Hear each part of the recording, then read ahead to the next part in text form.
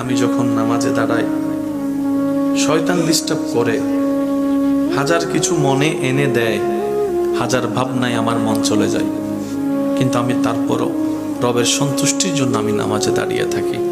অনেক সময় আমার সূরা ভুল হয়ে যায়, আয়াত ভুল হয়ে যায়, অনেক সময় তো এমনও হয় 2 রাকাত পড়ছি কিনা 3 রাকাত পড়ছি এই টেনশনের মধ্যেও চলে যায়।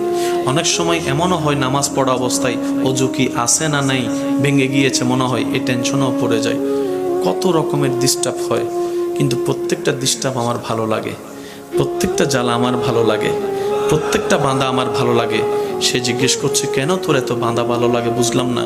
বলে যে প্রেমের মধ্যে বাঁধা নাই সে প্রেম কখনো জমে না, যে প্রেমের মধ্যে কখনো বাঁধা হয় না সে প্রেমের মধ্যে আকর্ষণ বাড়ে না। শয়তান চেষ্টা করে আমাকে বিভিন্নভাবে প্রলোভন দেখিয়ে রবের রহমতের দরবার থেকে সরিয়ে রাখতে, আর আমি আমার শক্তি দিয়ে, ঈমানি বল দিয়ে, মহাব্বতের টান দিয়ে আমার সমস্ত কিছুকে পিছনে ফেলে আমি রবের দরবারে দাঁড়িয়ে থাকি, রবের দরবারে দাঁড়িয়ে থাকি। আমাকে শয়তান এমনও পর্যন্ত বলে এত কিছু চিন্তা করলে এমন ইবাদত কি রব কবুল করবে? কখনোই করবে না, এমন টেনশনে ঢুকাই দিয়েছে। তারপরে আমি রুকু করা ছাড়ি নাই, সিজদা দেওয়া ছাড়ি নাই, ওযু করা ছাড়ি নাই, নামাজে দাঁড়ানো ছাড়ি নাই।